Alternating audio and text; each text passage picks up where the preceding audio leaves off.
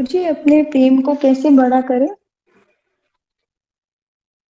देखो, एक तो होता है वो चिंतन मनन द्वारा, उनकी महिमा का, गुणों का चिंतन मनन द्वारा। जैसे मैं एक 20 साल का नौजवान हूं और मैं कॉलेज में पढ़ता हूं और मुझे वहां पर एक युवती से प्रेम हो गया है। देखो, शुरुआत में नहीं हुआ है, लेकिन क्या है कि वो मेरे बेंच पे बैठती है। तो शुरुआत में तो नहीं हुआ था। फिर एक दिन मैंने देखा उसकी हैंडराइटिंग बहुत अच्छी है, वो मुझे बहुत अच्छी लग गई हैंडराइटिंग। तो ये एक गुण मैंने उसका कैच कर लिया, मुझे अच्छा लगा, तो मुझे थोड़ा सा उससे प्रेम हो गया। ठीक है। हाँ जी। फिर जब वो मैं उसको ऑब्जर्व करने लगा, जब वो किसी से बात करती है तो बड़े अच्छे से, अच्छे ढंग से बात करती है, अच्छे से स्माइल देती है। ठीक है। तो ये दूसरा हुँ, गुण वो मुझे पसंद आ गया।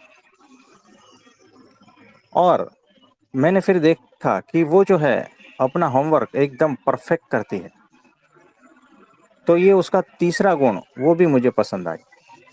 फिर मैंने देखा कि जब भी टीचर कुछ पूछते हैं ना, तो इनके पास आंसर रहता है। ये चौथा गुण मुझे पसंद आ गया। अब देखो, वो युवती तो थी साधारण, हुँ, दिखने में भी ऐसी नहीं थी, लेकिन उसके ये जो चार गुण है ना, उसके बारे में मैं बार बार चिंतन मनन करता रहा।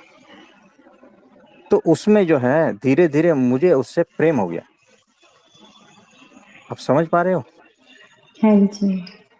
तो इस तरह से परमात्मा के गुणों का जब हम चिंतन मनन करेंगे ना, तब उसके प्रति प्रेम और बढ़ता जाएगा, बढ़ता जाएगा, बढ़ता जाएगा। जब तक परमात्मा की महिमा का विचार नहीं करोगे, परमात्मा के प्रति आपका प्रेम बढ़ेगा ही नहीं, है ना। फिर देखो क्या हुआ।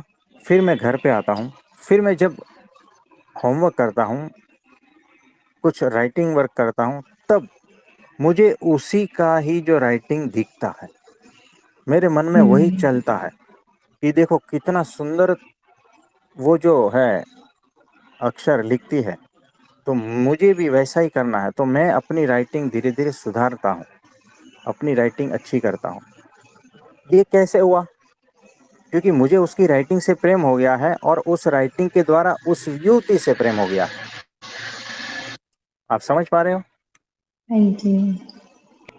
तो इस तरह से हर गुण के पीछे वो युवती है।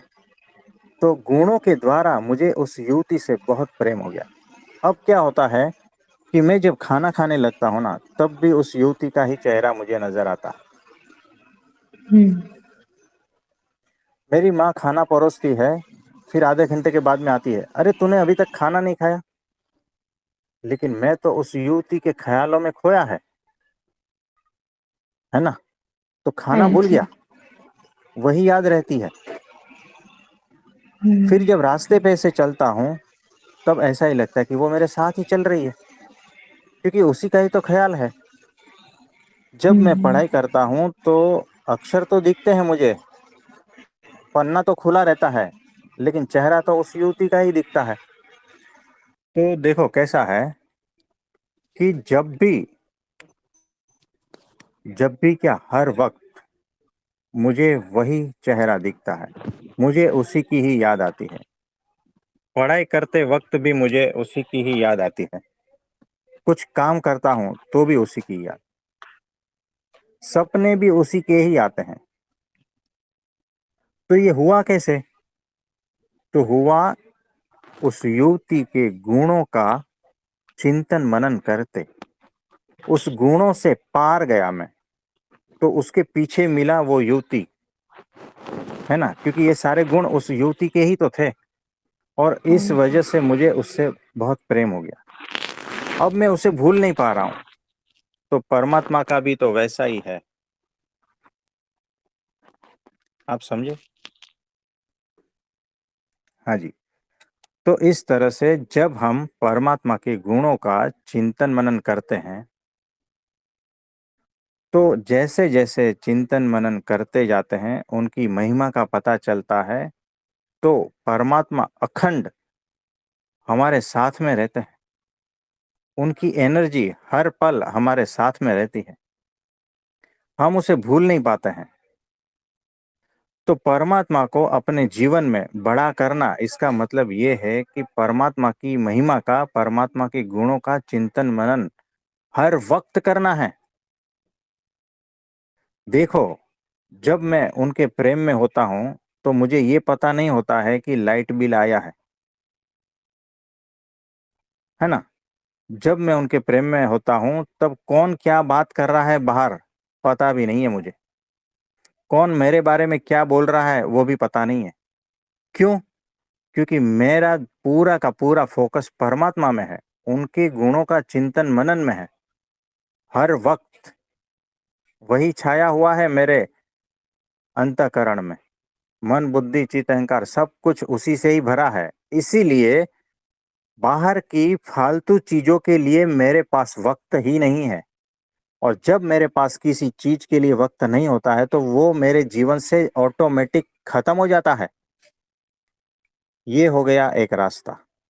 आप याद रखना कि जैसे जैसे परमात्मा को अपने जीवन में बड़ा करते जाओगे, वैसे वैसे आपके जीवन से सारी व्यर्थता हट जाएगी। किसी ने गाली दी, आपको फर्क ही नहीं पड़ेगा।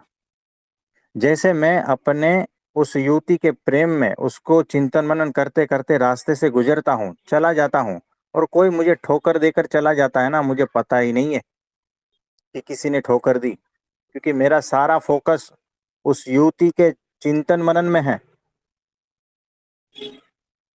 ये सिंपल एग्जांपल दे रहा हूं, अगर इससे नहीं समझे ना तो कभी भी जीवन में परमात्मा को नहीं पाओगे। समझ गए बिल्कुल। है ना। तो इस तरह से जब आप परमात्मा में लीन होते हो ना, तब कोई कुछ भी बोले ना, आपको फर्क ही नहीं पड़ना चाहिए। अगर फर्क पड़ रहा है ना तो समझना कि आपका ध्यान परमात्मा से हटा हुआ है। तो इतना ही करना है। आप समझ गए? और हाँ इतना ही जी। मेरा सूत्र याद रख लिया ना, तो और कोई पृथ्वी पर इस टाइम में जितने भी धर्म है उसकी किसी की भी जरूरत नहीं पड़ेगी। पृथ्वी पर इस टाइम जितने भी गुरु है किसी की भी जरूरत नहीं पड़ेगी। और कोई सवाल आपके भीतर उत्पन्न ही नहीं होगा। अगर इतनी मेरी बात मान ली ना, तो इससे ही तर जाओगे। और इसके बाद भी अगर सवाल उत्पन्न हो रहे हैं ना, तो समझना कि मेरी इतनी बात आपकी समझ में नहीं आई है।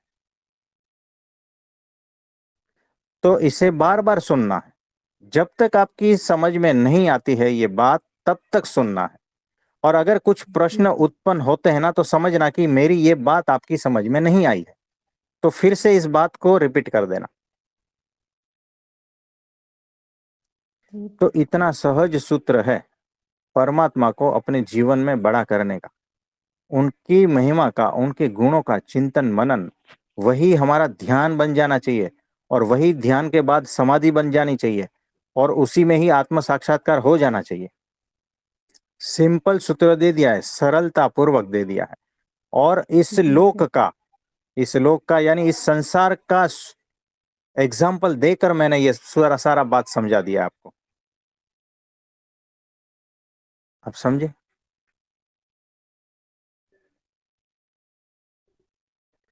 तो ऐसा है।